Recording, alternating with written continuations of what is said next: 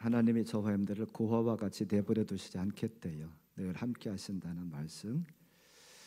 오늘 거룩한 주일을 맞이해서 이렇게 직접 나오셔서 또 영상으로 예배드린 여러분들에게 하나님 크신 은총이 함께하기를 간절히 기원합니다. 우리가 살아가다 보면 누구든지 다 복되게 행복하게 살기를 다 원하실 거예요. 그런데 살다 보면 원치 않게 고난을 당하기도 하고 때로는 억울한 일을 당하기도 하고 또한 시련을 당하는 그런 일들이 있습니다. 요즘 광야를 계속 생각해 보는데 어찌 보면 그런 것도 우리에게 있어서 광야가 아닌가 그런 생각을 해봐요. 그런 광야를 건너면서 성도라 간다고 하면 기도할 겁니다. 안 나오던 새벽 기도도 열심히 해보기도 하고 또한 금식 기도하면 하나님께 들어주실까 하고 금식도 해보기도 하고 또한 날짜를 정해서 작전 기도도 해보기도 합니다. 그때 하나님께서 바로 응답해 주시면 얼마나 좋아요. 할렐루야 아멘이지요. 그런데 그런 문제를 놓고 기도하지만 하나님께서 아무 말씀도 안 하실 때가 너무나도 많다라고 그러는 거예요. 저도 여러분들 위해서 기도할 때에 그냥 손만 얹고 기도하면 병자가 다 낫고 여러분의 문제가 다 해결되고 그러면 얼마나 좋겠어요. 저도 그걸 사모하는데 위에서 여러분들 위해서 늘 기도합니다만 그렇게 쉽게 안 될 때가 있어요. 자, 그러면 우리가 참 때로는 낙심하게도 되죠. 하나님께서 분명히 기도하면 들어주시고 해결되고 앞길이 확 열릴 것 같고 그렇게 말씀해 주셨는데 그게 이루어지지 아니하면 정말 하나님이 살아 계신가? 하나님이 살아 계시다면 이렇게 하실 수가 있을까? 내가 예수를 잘못 믿은 것은 아닌가? 내가 뭔 잘못을 했길래 이렇게 하나님께서 응답하시지 않는가? 아무개는 기도만 하게만 하면 잘 이루어지던데 하나님은 나를 미워하시나? 내가 이래도 예수를 믿어야 되나? 때로 이런 고민을 할 때가 있을지 모르겠어요. 그런데 이게 우리만 겪는, 저나 여러분들만 겪는 문제가 아니라 성경의 사람에도, 성경에 나오는 믿음의 인물도 그런 일을 겪었다라고 하는 거예요. 오늘 저는 누구를 생각해 보려고 하냐면 요셉을 좀 생각을 해보려고 합니다. 그 요셉은 참 여러 가지 어려움을 당했어요. 그런데 그 어려움을 당할 때에 다른 믿음의 사람 같으면 바로 하나님이 나타나셔서 말씀도 하실 만도 한데 바로 나타나시질 않아요. 그는 형들을 통해서 구덩이에 빠지는 그런 어찌 보면 인생의 광야에 들어가기도 하고 또한 보디발 아내의 누명을 쓰고 감옥이라고 하는 광야에 들어가기도 했어요. 그럼에도 불구하고 하나님은 아무 말씀도 안 하고 침묵만 지키고 계셨다는 거예요. 그게 얼마냐면은 13년입니다. 얼마나 그가 답답하고 얼마나 그가 외롭고 얼마나 화가 났을까. 그럼에도 불구하고 그는 견뎠고 또한 결국은 우리가 잘 압니다만 요셉은 가장 밑바닥까지 내려갔다가 가장 최고의 정상까지 올라간 그런 인물이 됐어요. 오늘 요셉을 통해서 우리가 걸어가는 이 광야길에서 하나님이 짠하고 좀 나타나셨으면 좋겠는데 나타나시지 않아서 고민하고 참 힘들어하는 분들이 계시다가 하면 오늘 말씀을 통해서 위로받기를 바라고 소망을 갖는 시간이 되기를 바랍니다. 오늘도 이진희 목사님이 쓰신 광야를 살다라고 하는 책을 많이 참고해서 제가 말씀을 전할 텐데 함께 은혜가 되길 바래요. 그래서 오늘 저는 크게 세 부분으로 나눠서 말씀을 드리려고 합니다. 첫째로는 요셉이 건넜던 광야, 어떤 광야일까? 두 번째로는 요셉에게 왜 그런 광야를 하나님께서 허락하시고 그 광야의 목적이 무엇이었을까? 그리고 세 번째로는 우리가 살아가면서 형통한다는 것은 무엇일까? 이렇게 크게 세 부분으로 나눠서 말씀을 생각해 볼 텐데 함께 말씀을 듣는 중에 은혜가 되기를 바라고 소망이 생기는 귀한 시간 되기를 주님의 이름으로 간절히 축원합니다. 첫째로 요셉이 건넜던 광야는 어떤 광야일까? 한마디로 말씀드리면 침묵의 광야예요. 다른 우리가 아브라함이라든 이삭이라든 야곱을 이스라엘 나라의 3대 믿음의 조상이라고 합니다. 근데 하나님께서 그들을 부르실 때는 직접 나타나셔서 말씀을 주셨어요. 야 아브라함아, 너 나 따라와. 내가 너한테 지시할 땅으로 가. 그러면 내가 너에게 복을 줄게. 그래서 너의 후손이 많아질 것이고 또한 내가 너한테 지시한 땅, 이 가나안 땅을 줄 거야. 그러면서 약속을 하셨어요. 근데 그 약속은 아브라함에게뿐만 아니라 이삭에게도 야곱에게도 그들을 부르실 때 나타나셔서 말씀하셨거든요. 근데 요셉은 창세기 37장부터 요셉의 이야기가 등장을 합니다만 하나님은 그렇게 해서 요셉을 쓰시고 그렇게 해서 부르시질 않아요. 그의 이야기는 무엇으로부터 시작이 되느냐 하면 아버지인 야곱의 심부름을 가는 곳으로부터 시작이 됩니다. 그리고 또한 아브라함이나 이삭이나 야곱과는 다르게 그는 어찌 보면 이야기를 시작하면서 무엇부터 시작이 되느냐 하면 고난부터 어려움부터 시작이 돼요. 아버지, 할아버지에게는 나타나셔서 어찌 보면 핑크빛과 같은 무지개와 같은 그런 아름다운 것을 약속을 하셨는데 그와 반면에 요셉은 시작부터 고난에 들어가요. 시작부터 어찌 보면 함정에 빠져요. 시작부터 어찌 보면 광야에 들어가요. 아버지 야곱의 심부름을 통해서 그는 처음에는 세겜에 가서 형들을 만나기를 원했는데 세겜에서 옮겼다라고는, 세겜에서 도단으로 옮겼다라고는 사람들의 말을 듣고 요셉이 형들을 찾아갑니다. 그랬더니 이 형들이 먼저 이 동생을 알아보고요, 멀리서 오는데 알아보고 뭘 꾀하느냐 하면 이 동생을 죽여야 되겠다는 거예요. 왜 그러냐면 그 가정의 문제이기도 하는데요, 그 요셉이 야곱의 아버지의 편애를 받았습니다. 아버지가 그를 굉장히 사랑했어요. 그러니까 다른 형들이 불만이 생긴 거예요. 아니 우리 다 12명의 아들 똑같은데 아니 왜 우리 아버지는 요셉만 좋아해? 요셉에게 왜 좋은 채색옷을 입혀? 더더군다나 요셉이 꿈을 꾸고서 꿈 이야기를 했어요. 형들, 내가 꿈을 꿨는데 꿈 얘기 들어봐요. 내가 어느 날 곡식단을 형들과 같이 붙고 있는데 내 곡식단이 가운데 섰고 형님들의 곡식단이 내게 절하더이다. 또 한 날은 형님들, 내가 또 꿈을 꿨는데 얘기 들어봐요. 해와 달과 11별이 내게 절하는 꿈을 꿨습니다. 이 얘기 때문에 형들은 이 요셉을 굉장히 미워했어요. 그래서 그가 도단에 도착하자마자 죽일 궁리를 세웠는데 죽이는 데까지는 가지 않았어요. 르벤이라고 형이, 야 우리가 그를 죽여서 우리 손에 피를 묻힌들 뭐가 우리에게 좋을 게 있냐, 그러니까 죽이지는 말자. 그래서 오늘 말씀 22절 말씀에 보니까 뭐라고 그러냐면 광야 구덩이에다가 그걸 던지자는 거예요. 그래서 광야 구덩이에다가 그를 던집니다. 그런데 이 도단이라고 하는 지역은 사실은 광야는 아니에요. 이 도단이라고 하는 지역은 사실은 평야입니다. 그런데 성경에서는 굳이 광야 구덩이에 던지고 손을 그에게 대지 말라라고 이 르벤이 얘기를 하고 있어요.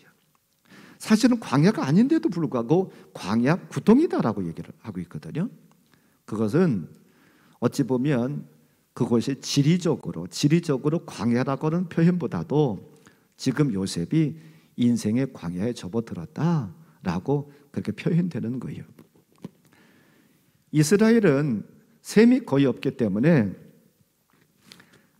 그들은 물이 굉장히 귀합니다. 그래서 그들은 주로 이 안반에다가 구덩이를 팠다고 그래요. 구덩이를 파가지고 비가 많이 오는 겨울에 11월부터 2월 정도까지가 그들은 우기인데 그때 빗물을 모아가지고 그 구덩이에 받아놓는 거예요.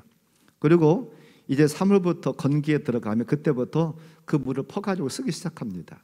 그래서 그들은 구덩이를 많이 팠었다고 그러는데 아마 이제 도단에도 그런 구덩이 있었던 것 같아요. 그래서 그 구덩이에다가 넣은 거예요. 그런데 그래도 다행스러운 것도 24절 말씀에 보니까 그 구덩이는 빈 것이라 그 속에 물이 없었더라라고 말하고 있어요. 아마 그래서 죽음을 피하지 않았나 그런 생각을 해봅니다. 어찌 보면 지금 요셉은 억울한 일을 당했어요. 그가 무슨 죽을 만한 구덩이에 빠질 만한 그런 일을 한 것은 아닌데 그가 구덩이에 지금 빠진 거예요. 그러면 아버지 야곱이나 할아버지 이삭이나 아브라함 같았으면 하나님께서 짠하고 나타나셔서 야, 너 걱정하지 마. 내가 너 거기서 꺼내줄게 그렇게 말씀하셔야 될 텐데 하나님은 아무 말씀도 안 하고 계셔요. 두 번째로 그는 어떤 구덩이에 빠지게 되느냐 하면 보디발의 집에 팔려갑니다. 이스마엘의 미디안의 상인들이 그곳을 지나가다가 결국은 이 요셉을 데리고 가요. 형들이 팔아먹었어요. 야, 죽이는 것보다 차라리 우리가 팔아먹자. 그래가지고 팔아서 미디안의 상인들이 그를 사가지고서 데리고 가서 어디다가 팔아먹느냐면 애굽의 보디발의 집에 팔아먹습니다. 지금 요셉은 자유의 몸이었었는데 이제 팔림으로 말미암아 종의 신분으로 노예의 신분으로 바뀌었어요. 자유가 없는 신분으로 바뀌었어요. 그리고 더더군다나 참 가슴 아픈 것은 무엇이냐면 그래도 종으로 팔려서 그 집에서 자리를 잡고 어떻게 잘 해보는가 싶었는데 보디발 아내의 누명 때문에 유혹 때문에 그 유혹을 이긴다고 결국은 어디로 들어가게 되느냐면 감옥까지 들어가게 돼요. 보디발 아내가 자꾸 다른 사람 없을 때 이 요셉에게 눈짓합니다. 야, 나랑 하루 좀 자자, 나랑 하루 좀 동침하자라고 하면서 자꾸 요구를 해요. 욕을 합니다. 그러나 이 요셉은 그걸 이겨내기 위해서 도망가다가 결국은 옷을 벗어놓고 도망가는 그런 일을 하죠. 그래서 창세기 39장 7절과 10절에 이렇게 말합니다. 그 후에 그의 주인이 아내가 요셉에게 눈짓하다가 동침하기를 청하니 10절에서는 여인이 날마다 요셉에게 청하였으나 요셉이 듣지 아니하여 동침하지 아니할 뿐더러 함께 있지도 아니하니라. 보디발이 이제 집에 도착했었을 때에 그의 아내가 얘기를 합니다. 우리 집에 그 저 종이 나를 겁탈하려고 그래가지고 내가 소리 질렀더니 저놈이 이 옷을 벗어놓고 도망갔다. 그러면서 근거로 제시를 하는데 어찌 보면 보디발이 그 얘기를 듣고 자기 아내를 범했다는 성폭행을 했다라고는 그 소리를 들었다고 하면 당장 죽여야 됐을 거예요. 근데 보디발은 아내의 말을 듣고 죽이는 대신에 그를 감옥에다 집어넣습니다. 왜 감옥에 집어넣었을까? 왜 죽이지 않았을까? 랍비들은 그 이유를 그렇게 얘기를 한다고 그래요. 아내가 보여주는 옷을 살펴보니까 정말로 요셉이 자기 아내를 겁탈하려고 들어왔다고 하면 앞부분이 이 옷의 앞부분이 찢어졌다 하더니 그렇게 됐어야 될 텐데 보디발의 아내가 보여준 옷은 앞부분이 찢어진 게 아니라 뒷부분이 찢어졌다고 그래요. 그래서 지금 요셉이 거짓말을 시키는 게 아니라 내 아내가 거짓말을 시키는 거다. 응? 그 동침하려고 했었는데 요셉이 도망 나가다가 붙잡는 바람에 뒷부분이 찢어졌구나. 결국은 내 아내가 부정한 짓을 저지르려고 했었구나. 그것을 이 보디발은 알았었다고 그렇게 랍비는 해석한다고 그래요. 그래서 그를 죽이지 않고 그렇다고 해서 하나는 내 아내가 부정한 짓을 저질렀다고 한다고 하면 자기 체면이 참 말이 아니니까 그 말을 참아 못하고 그는 살려두었다 그렇게 얘기를 합니다. 자, 여기서 우리가 한번 생각해 봐요. 요셉이 지금 들어간 감옥은 형들이 빠뜨렸던 구덩이보다도 더 어찌 보면 깊은 구덩이일 수 있어요. 정말 헤어날 수 없는 구덩이. 감옥이라고는 것을 뜻하는 단어는 히브리어 단어는 보르라고는 그런 단어인데 이 보르라고는 단어는 어떤 뜻을 가지고 있느냐면 구덩이, 물통, 무덤, 함정 그런 뜻을 가지고 있습니다.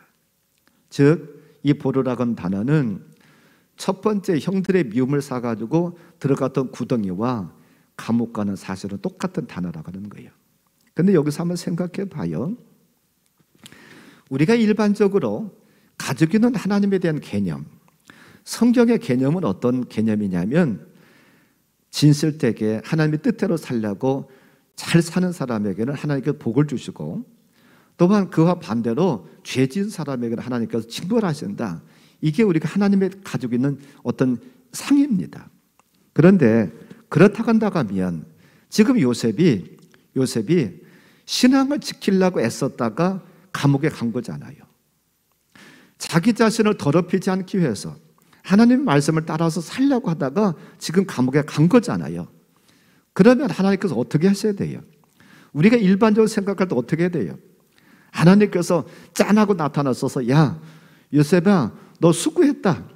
너 내 말 지키느라고 애썼다. 너 죄지지 않아야 하려고 애썼다. 너 걱정하지 마.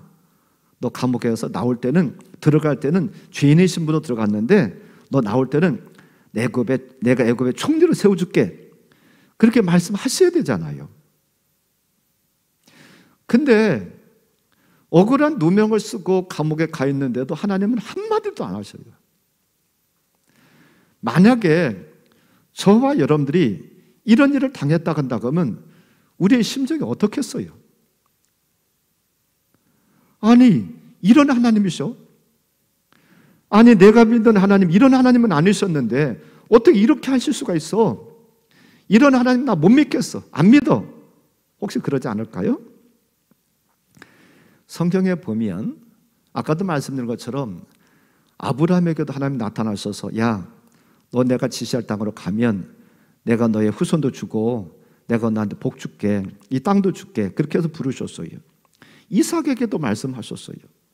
그리고 이삭도 자기 아내를 빼앗길 뻔하니까 하나님 나타나셔서 빼앗기지 않게 하셨잖아요. 야곱에게는 여러 번 나타나셨어요. 그가 형과 아버지를 속여먹고 형이 복수하려고 그러니까 어머니가 어떻게 해서 야 형이 너를 미워해서 자칫 잘못하면 살인사건이 나겠다. 그러니까 너 외삼촌 집에 도망가 있어. 그러면 형의 화가 풀리면 내가 너 부를게. 그래가지고 보내잖아요. 보낼 때에 베들에서 잠을 자려고 청했을 때 하나님께 그때 나타나셔서 내가 너와 함께 하겠다라고 말씀하셨어요. 그뿐만 아니라 외삼촌 집 바단 아람에서도 하나님께 나타나서 말씀하셨고, 또한 그가 바단 아람에서 20년 살다가 돌아와서 형을 만나려고 가면서 형이 지금 400명의 군사들 데리고 나와서 너 건너기만 하면 죽이겠다고 기다린다라고는 종들의 얘기를 듣고 걱정돼가지고 약복강에서 밤새고 있었을 때에 하나님께서 그때도 나타나셔서 말씀하시고 만나주셨어요. 그뿐만 아니라 그는 외삼촌 집에 돌아와서 바로 베델로 올라가지 않고 세겜이라고 하는 곳에 진을 치고 사는 세겜에서 살면서 딸 디나가 성폭행 당하는 일을 겪었잖아요. 그리고 그것 때문에 그 아들들이 복수를 합니다. 그래서 결국은 살인사건이 살인자로 몰려요. 위험에 처했었을 때도 하나님께서 그때도 나타나셨어요.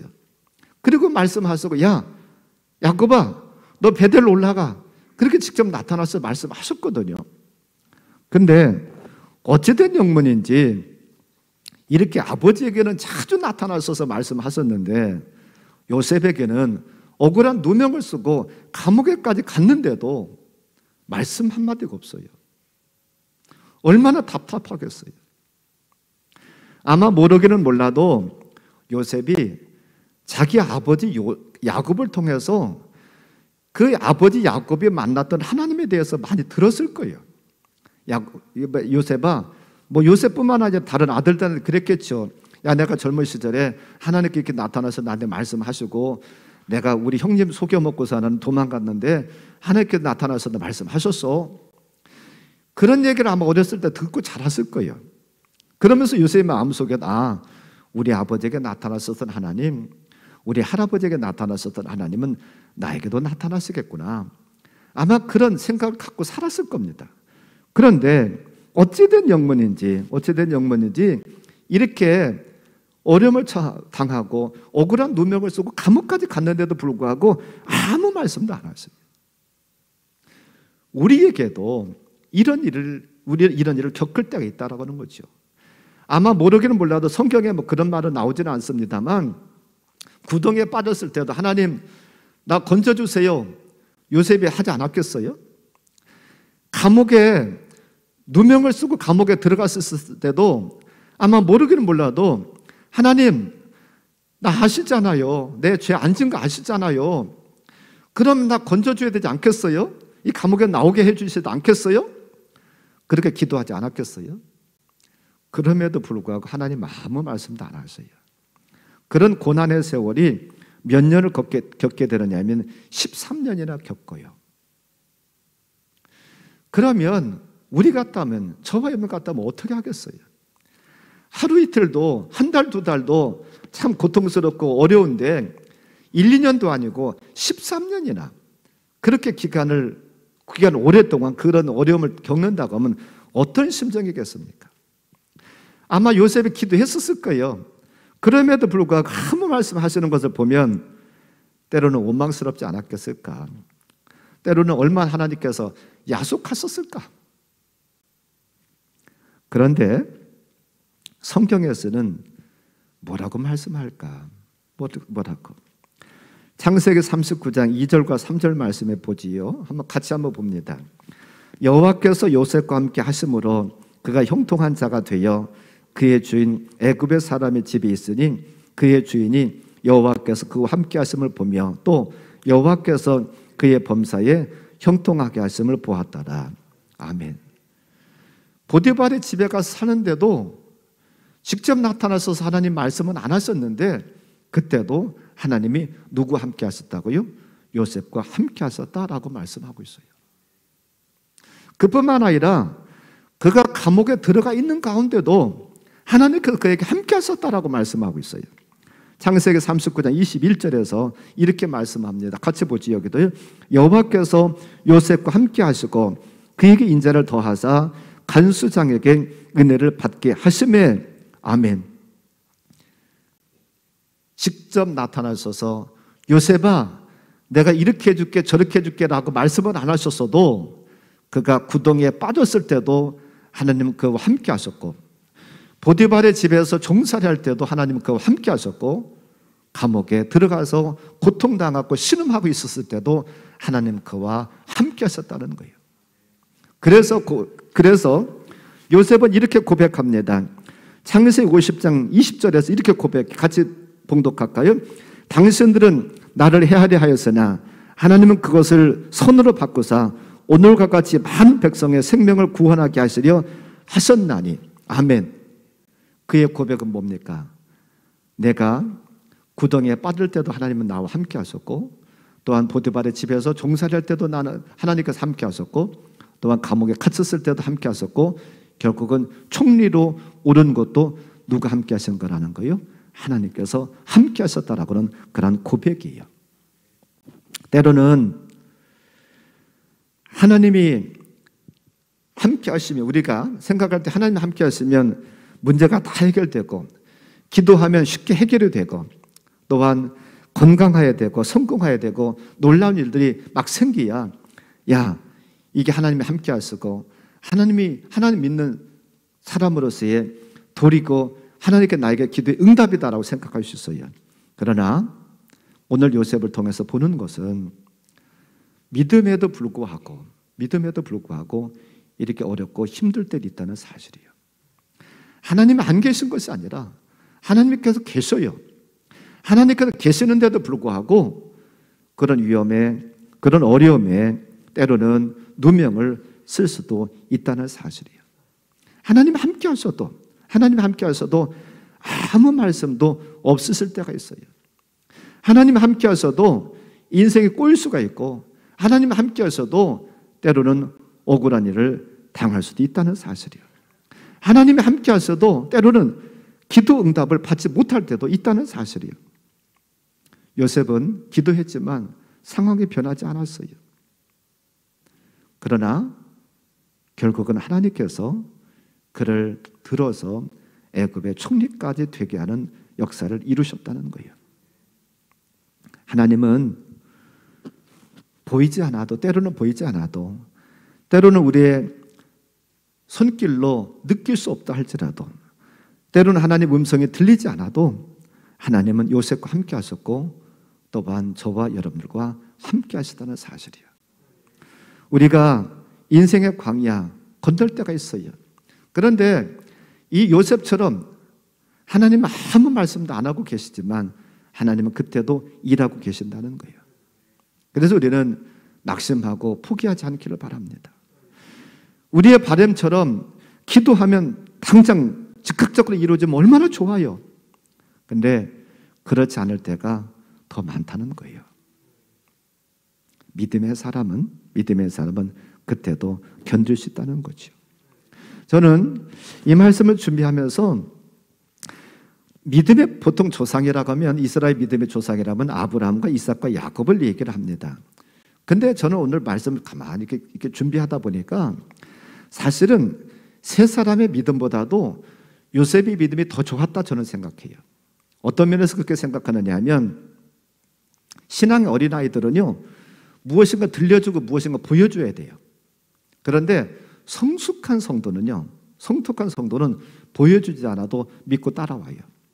우리가 집에서 어린아이들도 야 내가 너 사랑해, 그러고 가끔 안아주기도 하고 과자 같은 거 주기도 하고 그래야 할아버지 할머니 좋아요, 엄마 사랑해요 그러잖아요.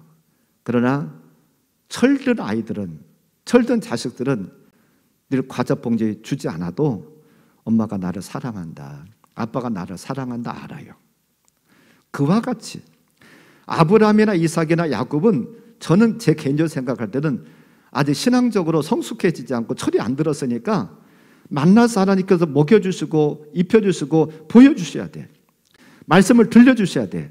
근데 요셉은 이미 자기 할아버지부터 시작해서, 아브라함이라는 할아버지 시작해서 야곱이 이르기까지 만나주신 것을 들었거든요.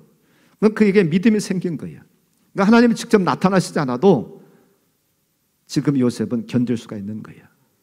저는 그래서 요셉의 믿음이, 요셉의 신앙이 아브라함보다도 이삭보다 야곱보다도 더 성숙하고 더 깊지 않은가. 우리는, 저와 여러분들은 우리의 믿음들이 성숙해지기 원합니다. 어린아이와 같은 신앙으로 조금 무엇이 안 된다고 낙심하고 포기하고 좌절하고 하나님 믿네 안 믿네 그러지 않기를 바랍니다. 요셉은 하나님이 직접 나타나시지 않았어요. 직접 음성 주시지 않았고 천사들을 그에게 직접 보내시지 않았지만 그는 13년이나 참고 기다렸어요. 그리고 하나님께서 역사하시고 축복하셔서 그의 꿈을 이루시고 하나님의 목적을 이루셨다는 사실을 기억하길 바랍니다. 두 번째로, 그러면 하나님께서 왜 요셉에게 이런 광야를 주셨을까? 이런 침묵의 광야를 왜 주셨을까? 광야를 주신 목적입니다. 한마디로 말씀드리면 그의 조상들에게 약속하신 약속을 이루시려고 그래요. 무슨 약속입니까? 하나님은 아브라함에게도 나타나셔서 야, 너를 통해서 이 땅을 주겠고 너를 통해서 자손을 주겠다. 너의 씨를 통해서 민족을 이루게 하겠다라고 말씀하셔요. 그 약속은 아브라함에게뿐만 아니라 이삭에게도 야곱에게도 주셨던 약속이에요. 하나님은 요셉을 왜 총리가 되게 하셨느냐?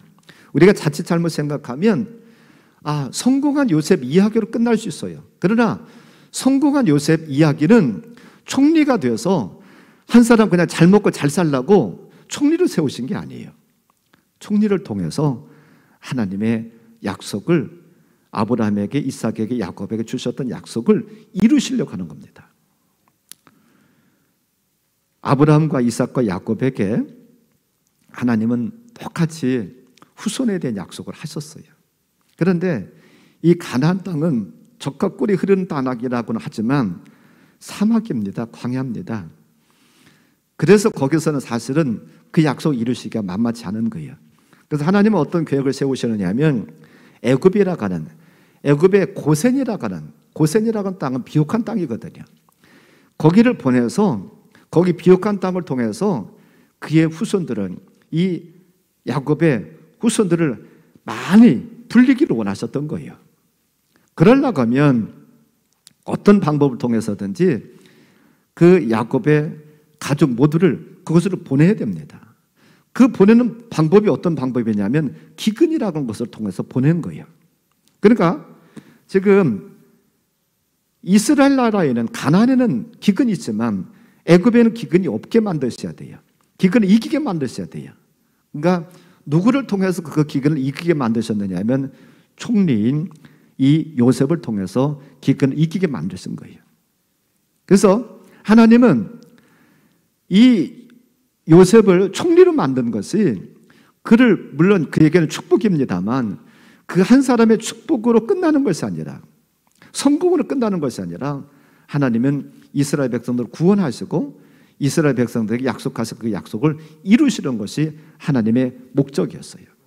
그래서 하나님은 그 목적을 이루시기 위해서 그를 총리로 만드셨다고 하는 거예요. 요셉이 총리가 된 것은 애굽을 위한 것이 아니에요. 이 요셉이 총리가 된 것은 하나님의 뜻, 즉 이스라엘의 후손들을 많게 하시려고, 번성하게 하시려고 하는 것이 하나님의 계획이고 뜻이었다는 거예요. 어찌 보면 지금 고난당한 것은 지금 요셉이 가는 과정입니다. 가는 과정이에요. 하나님은 그림을 그리고 계셔요. 어떤 그림이냐면 그런 일들을 통해서, 기근을 통해서 지금 야곱의 가족들이 다 애굽으로 옮기고 그 애굽에서 후손들이 번성하게 만들고, 그리고 번성하고 때가 되면은 그들을 애굽에서 나가게 하겠다라고 하는 그림을 하나님은 그리고 계시는 거예요. 그러니까 지금 그 그림을 그리는데 요셉이 쓰임 받은 거예요. 제가 일부 예배 마치고서는 밖에 나가서 그 과일나무에 열매가 좀 제대로 맺혀져 있나 이렇게 돌보다가 이 화단에 국화가 올라온 것을 보고서는 다 순을 잘라줬어요. 왜 순을 잘라줬을까요? 아마 국화를 조금이라도 관심 있는 분들은 왜 순을 잘라주는지를 아실 거예요. 이제 국화도 여러 종류가 있는데요, 조그마한 잘 자란 국화는요 어렸을 때 순을 잘라줍니다. 왜요? 그러면 키가 그렇게 아주 크지 않아요. 놔두면 하나만 올라가서 키가 커지고 꽃이 하나만 펴요. 근데 어렸을 때 순을 잡아주면 이게 키가 많이 안 큽니다. 그리고 옆에서 이게 순이 나와요. 그래가지고 거기서 여러 개 꽃이 핍니다. 그래서 소국 같은 경우는 이렇게 순을 많이 잡아줘요. 그래서 꽃이 많이 피가고, 제가 순을 잡아주면서 국화한테 야, 너 많이 나중에 꽃 많이 피게 하려고 너 순 잡아줬어, 그런 말을 하지 않았어요. 국화 입장에서는 아픔입니다. 국화 입장에서는 순을 잡아준 끊어야 되잖아요. 그러니까 나는 그 계획이 있는 거예요. 나는 이제 가을을 보는 거예요. 가을을 보면서 그 국화가 꽃이 폈을 때를 생각하면서 지금 순을 잡아주는 거예요. 근데 국화 입장에서는 그걸 모르니까 얼마나 아파요. 끊어버리니까 아프지. 근데 아픔이 이제 그 옆에서 싹이 3개, 4개씩 막 나와요. 그러면 꽃이 더 많이 펴. 우리 인생에서, 저와 여러분의 인생에서 하나님은 그렇게 개입하신다는 거예요. 나는 몰라. 나는 하나님께 나를 어떻게 이끌어 가실지 내가 모르다 보니까 아프기도 하고 하나님 안 계신 것 같기도 하고, 이게 뭐야? 근데 나중에 가을이 되어서, 인생의 가을이 되어가지고 꽃을 펴보면, 아, 그래서 그때 하나님이 나를 꺾으셨구나. 아, 그래서 하나님께 나에게 고통을 주셨구나. 그때 살죠. 지금은 아파. 지금 저 꽃이 피기 전까지는 아파. 그리고 모르는 분들은 그럴 거예요. 누가 이렇게 다 순을 다 끊어놨어? 그럴 거예요. 근데 그걸 아는 분들은, 아, 그래서 순을 잘라놨구나, 그렇게 하실 거예요. 우리 인생에서도, 저와 여러분 인생에서도 마찬가지예요. 마지막 하나님께서 지금 그림을 그려 가십니다. 그림을 그려 가시는데 아직 완성되기 전에 그림을 보면 이게 뭐야? 왜 이렇게 하나님 그리셔? 그러려나 모르지만 완성되고 보면 내가 계획했던 것보다도 내가 생각했던 것보다도 하나님 훨씬 더 아름답게 그림을 그리신다는 거예요. 국화가 몰라. 인간의 그 깊은 뜻을 몰라. 내가 꺾는 그 깊은 뜻을 몰라. 그처럼 우리는 하나님께서 왜 그런 고난에, 왜 그런 광야에 집어넣으시는지, 집어넣고도 아무 말씀도 안 하시는지 몰라. 그러나 나중에 지나놓고 보면 그래서 하나님 그러셨구나. 하나님 은혜입니다. 하나님 은혜입니다. 감사가 나오고 하나님 은혜라고 찬양밖에 나올 게 없어요. 아무리 우리가 잘나고 똑똑하다 할지라도 하나님의 무능과 하나님의 무지에 우리가 견줄 수가 없어요. 우리는 하나님께서 저와 여러분들 아름답게 다루어 나가는 것을 기다리면서 바라보는 저와 여러분들 되기를 바랍니다. 그래서 낙심치 않기를 바라요. 아직 완성되지 않았어. 완성되지 않았을 때 보면 이건 뭐야? 라고 할 수 있어요. 그러나 완성되고 보면 하나님께 이래서 그러셨구나. 참 아름답다. 혹시라도 인생의 광야를 건너는 분들이 계시다 하면 참고 인내하시길 바랍니다. 하나님은 지금도 일하십니다. 마지막 세 번째, 성경에서 말하는 형통이 무엇인가?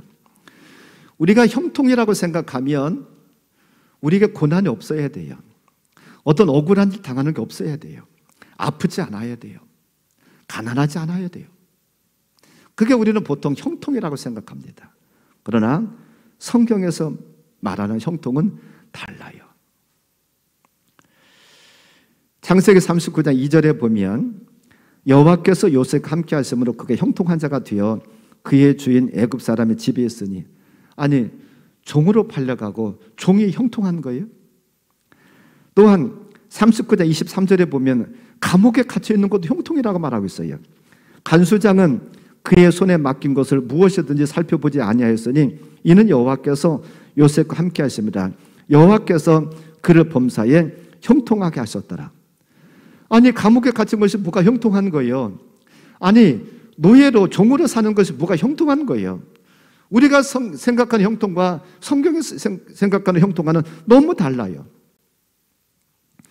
형통을 히브리어로 찰라흐라고 하는 단어를 씁니다. 이 찰라흐라고 하는 단어는 어떤 뜻을 가지고 있느냐 하면 막힌 모든 것을 뚫고 나간다. 또한 강을 건너는 것, 장애물을 돌파하는 것, 그것을 가리켜서 찰라흐라, 형통이라고 합니다. 우리가 생각하는 것은 어떤 것이냐면 무엇이 막히면 안 돼요. 막히면 안 되고 시온의 대로처럼 뻥 뚫려 있어야 돼. 그게 형통이라고 그래요. 그러나 성경에서 말하는 형통은 막혀 있으면 그 장애물을 뛰어넘어가는, 그것을 헤쳐나가는, 강이 있으면 그 강을 헤엄치든지 다리를 놓고 가든지 어떻든 간에 그것을 뛰어넘어가는 것을 가리켜서 형통이라고 합니다. 그러니까 우리가 생각하는 형통과 성경에서 생각하는 형통은 다를 수가 있어요. 그래서 이 요셉을 가리켜서 비록 그가 감옥에 갇혀 있었지만 형통했다. 그가 비록 이 보디발의 집에서 노예 생활했지만 형통했다고 그래요. 왜요? 하나님은 그를 총리라고 하는 곳으로 이끌어 가십니다. 이끌어 가는 과정 속에 있어요. 그러니까 이끌어 가는 그 과정 속에서 힘들고 어려워도 그 과정을 가는 것이니까 형통한 거예요. 이렇게 본다 하면 지금 형통한다 해가지고 꼭 형통이 아닐 수도 있고, 지금 일이 안 된다 해가지고 불통이라고 할 수 없어요. 하나님이 저와 여러분들 통해서 하나님 뜻을 이루시려고 하는 그곳을 이끌어가는 그런 과정 속에 있다고 한다 하면 지금 현재 우리가 당하는 것이 어려움이 있다 할지라도 그것은 형통이라고 하는 거예요. 이런 쪽에서 우리가 바라볼 수 있기를 바랍니다. 그래서 로마서 8장 28절에서는 하나님을 사랑하는 자, 곧 그의 뜻대로 부르심을 입은 자들에게는 모든 것이 합력하여 선을 이루느니라라고 말씀하고 있어요. 이렇게 본다 하면 사실은 형들을 미워할 수가 없죠. 요셉 형들을 미워할 수 없어요. 왜요? 그들도 나를 총리가 되는데 일부분을 쓰인 거예요. 보디발의 아내를 미워할 수가 없어요. 왜요? 그의 누명을 쓰고 감옥에 들어간 것이 하나님께서 나를 이끌어 가시는 하나의 과정 속에 있는 거예요. 이렇게 다 협력해서 선을 이루는 거예요. 우리는 어떤 한 도망만 놓고 본다고 하면 이게 하나님 이러실 수가 있어, 그렇게 할 수도 있어요. 그러나 완성된 그림, 조금 전에 제가 국화 얘기를 했습니다만 완성된 것을 보지 못하다 보니까 우리는 너무 힘들어해요. 하나님은 지금도 저와 여러분들을 위해서 일하시고 그림을 그려나가신다는 사실을 꼭 기억하길 바랍니다. 비록 하나님께서 저와 여러분들을 사랑하셔도 믿는 성도들에게도 때로는 환난이 있어요. 곤고가, 핍박이, 기근이, 헐벗음이, 때로는 매맞음이, 때로는 억울한 일을 당하는 일도 있어요. 그러나 하나님 그때도 저와 여러분을 위해서 일하고 계시다는 사실을 꼭 기억하길 바랍니다. 하나님은 저와 여러분들을 위해서 일하시고 지금도 우리 인생에 좋은 그림을 그리고 계시다는 사실을 꼭 기억하길 바랍니다. 그냥 연습 삼아서 그냥 뭐 연필로 끄적끄적 할 때는 저게 무슨 그림이야, 그럴 수 있지만 그 그림이 완성되면 얼마나 아름다운 그림이 됩니까? 하나님은 저와 여러분들 그렇게 쓰기를 원하셔요. 하나님은 그렇게 지금 다루기를 원하십니다. 지금 완성되지 않은 그림을 보고 낙심치 않기를 바라요. 하나님이 계시다 안 계시다 그러지 않기를 바랍니다. 하나님은 저와 여러분들을 통해서 일을 하기를 원하시고 더 좋은 그림을 그리기를 원하셔요.